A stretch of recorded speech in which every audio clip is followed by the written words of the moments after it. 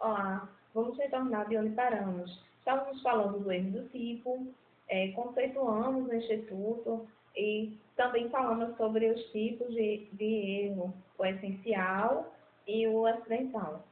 No erro essencial, nós verificamos o erro invencível e o vencível.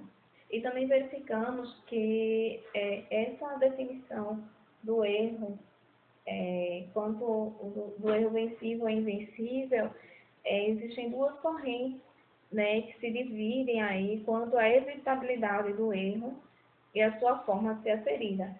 Então, o autor diz o seguinte: a evitabilidade do erro é aferida a depender da corrente que se adote. A corrente tradicional invoca a figura do homem médio, por entender que a previsibilidade deve ser avaliada objetivamente, levando em consideração estritamente o fato, não o autor. A corrente moderna trabalha com a circunstância do caso concreto, pois percebe que o grau de instrução, a idade do agente, o momento e o local do crime podem interferir na previsibilidade da vítima.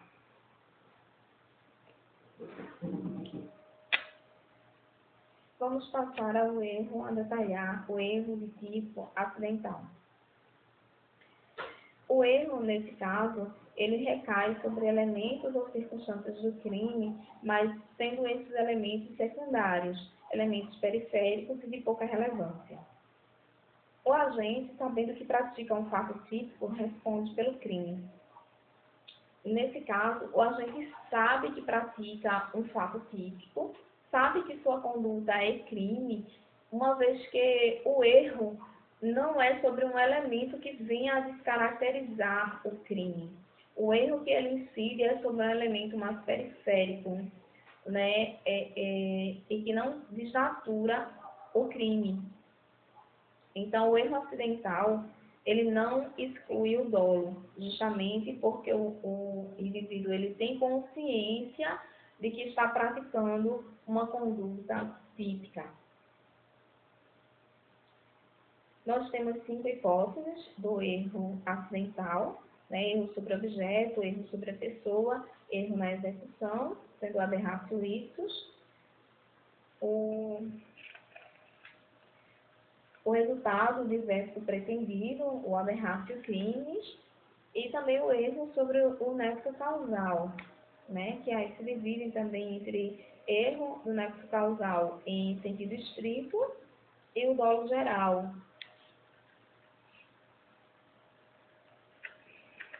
Vamos detalhar cada um deles. Erro sobre objeto. O agente imagina estar atingindo um objeto material, uma coisa, mas na verdade atinge outro objeto. Né? Como exemplo, subtrair um relógio dourado, supondo tratar-se de um relógio de ouro. Erro sobre o objeto não exclui o dolo, não exclui a culpa e não isenta o agente de pena, considerando-se na sua punição, de acordo com a maioria, o objeto diverso do pretendido. Então, por essa corrente, o objeto que vai ser considerado na hora de imputar a pena ao agente será o objeto que ele pretendia atingir e não o objeto que realmente ele atingiu. No entanto, existe outra corrente que é exatamente o oposto, que considera o objeto que o agente efetivamente atingiu. Por que isso é importante? Vamos a uma situação fática, exemplificando que o agente, querendo danificar o veículo de um desafeto seu, um bem particular, portanto, ele joga uma pedra para quebrar o para-brisas desse veículo. No entanto, ao invés de atingir o para-brisas do veículo, ele acaba por atingir a vidraça de um prédio público, digamos uma escola pública. Nesse caso, o agente irá incorrer no delito de dano de bem público.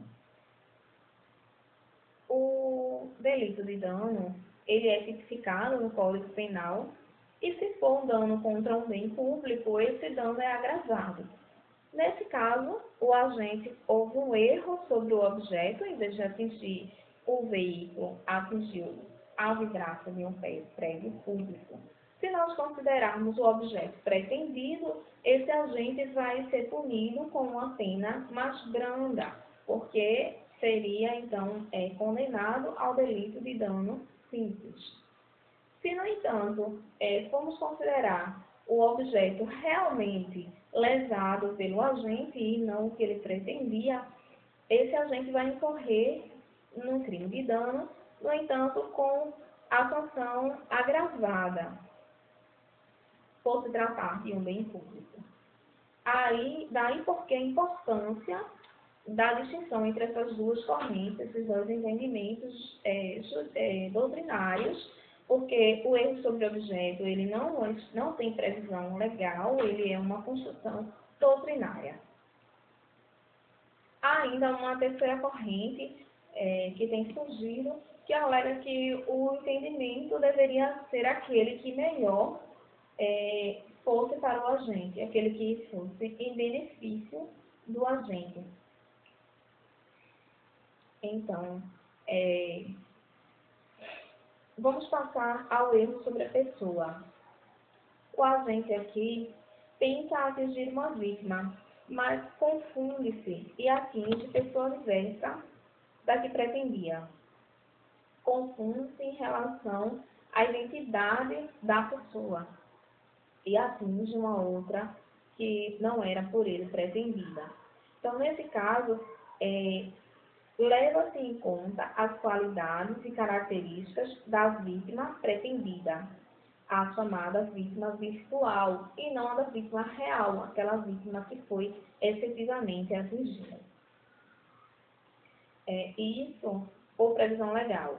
Nesse caso, não tem o que se questionar, porque a própria lei assim determina no seu parágrafo 3º do artigo 20 do Código Penal. Vamos ao exemplo. João, querendo matar o próprio pai, pressentindo e supondo a aproximação do genitor, atira, vindo a matar seu vizinho.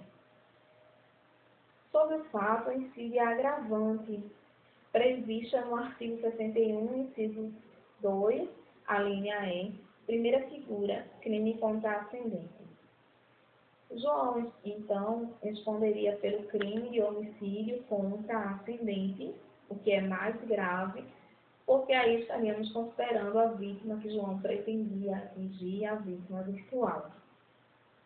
Um outro exemplo bem clássico é o exemplo da mãe que, em estado puerperal, tenciona matar o próprio filho recém-nascido. Ao ir até o berçário, encontra a criança e, supondo ser seu filho, mata o filho de uma outra pessoa. Neste caso, ela claramente incidiu em um erro sobre a pessoa, acreditava que de fato era o seu filho, e irá responder pelo homicídio, pelo infanticídio e não pelo homicídio. Nesse caso, também está se considerando a vítima virtual, a vítima pretendida, o seu próprio filho. Vamos passar ao erro sobre a execução, o aberratio ipso. O agente, querendo atingir determinada pessoa, ele atinge outra.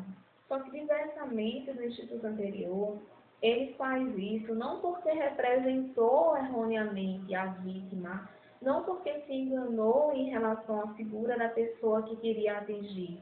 Ele faz isso, atinge pessoa diversa, somente por um erro de execução. O agente tinha como alvo a sua vítima, aquela vítima era a vítima que ele pretendia atingir. No entanto, ao executar o delito, por erro, por um problema na execução, ele atinge pessoa diversa. Nesse caso, o agente, apesar de perfeito na execução, atinge vítima equivocadamente representada. Esse seria um estudo anterior, né? Só que aqui não, na aberratio ictus, o agente, ele apesar de representar a vítima perfeitamente, ele erra sobre a execução do crime, né? Em um exemplo, a pessoa estaria mirando efetivamente para a vítima, que queria matar, mas na hora em que vai disparar, ela tropeça e a sua mira acaba atingindo uma outra pessoa.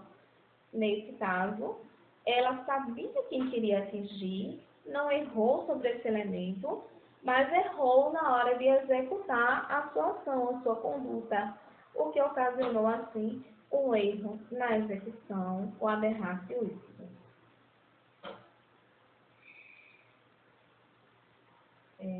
Nós temos, então, com o aberratio ictus, duas possibilidades de consequência por conta dessa má execução do agente.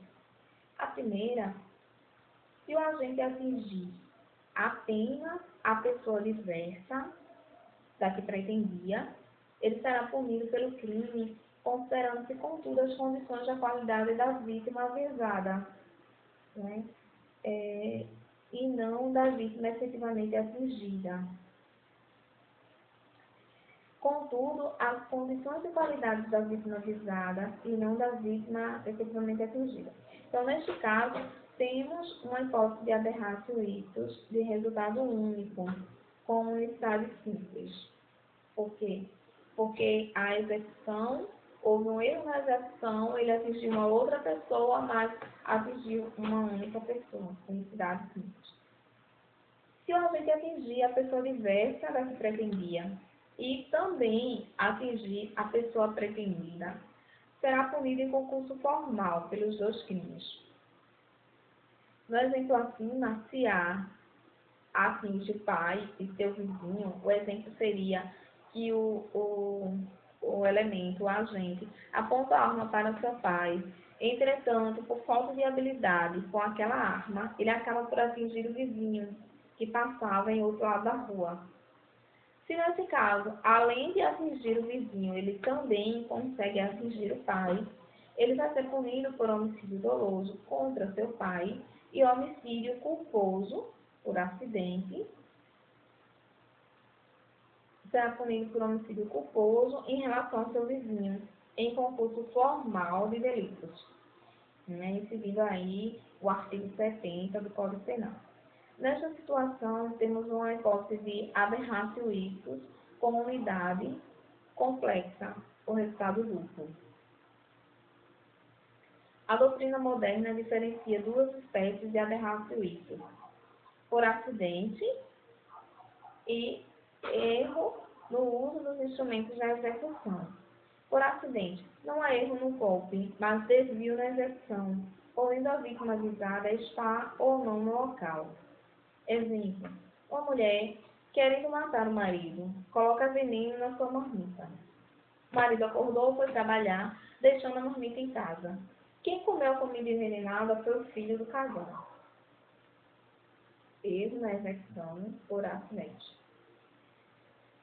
Erro na execução por uso dos instrumentos. Erro no uso dos instrumentos na execução. Aqui temos o erro no golpe, estando a pessoa avisada no local. Por erro de pontaria, ao invés de atingir o vizinho, o agente que acaba por atingir o pai que se encontrava mais próximo.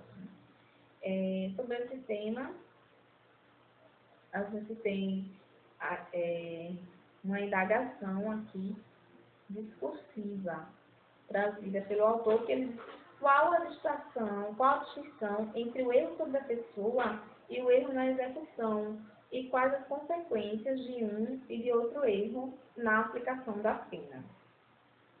Aí era uma discussão referente a justamente aquela distinção que fizemos inicialmente entre o agente errar sobre a pessoa e o agente errar sobre a execução, já que ambos ele atinge a pessoa diversa da que pretendia. Mas nós vemos que no erro sobre a pessoa isso ocorre por causa de uma falsa representação da pessoa que ele queria atingir, Então, a gente se engana em relação à figura da própria pessoa, da própria vítima, né? Como ele não representa efetivamente a realidade, ele acaba por atingir uma pessoa que não pretendia.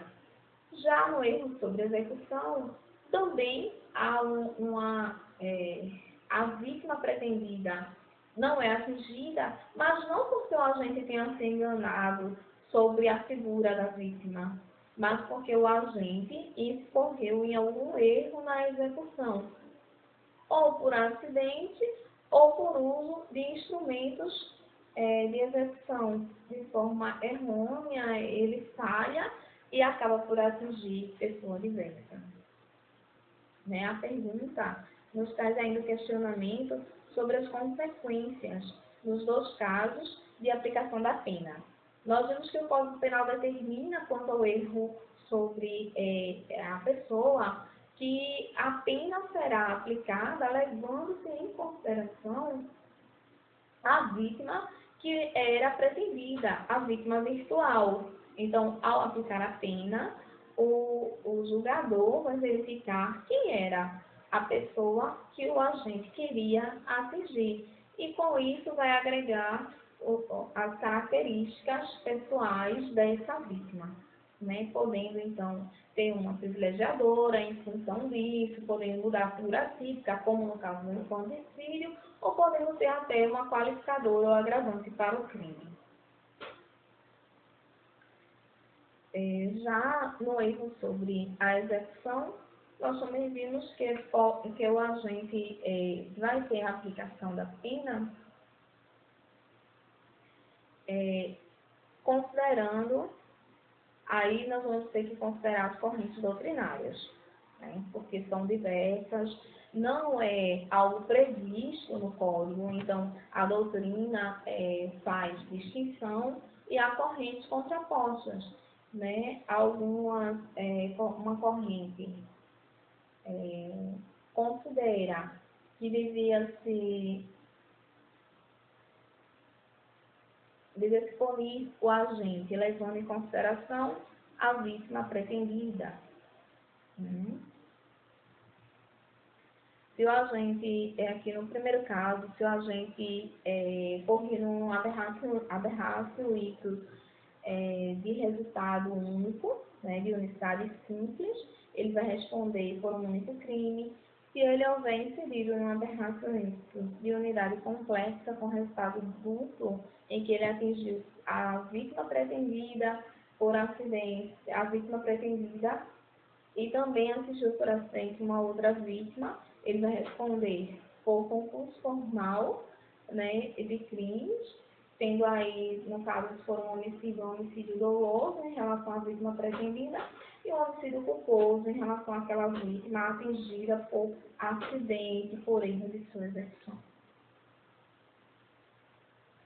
Vamos finalizando por aqui e voltamos com os demais institutos na próxima filmagem.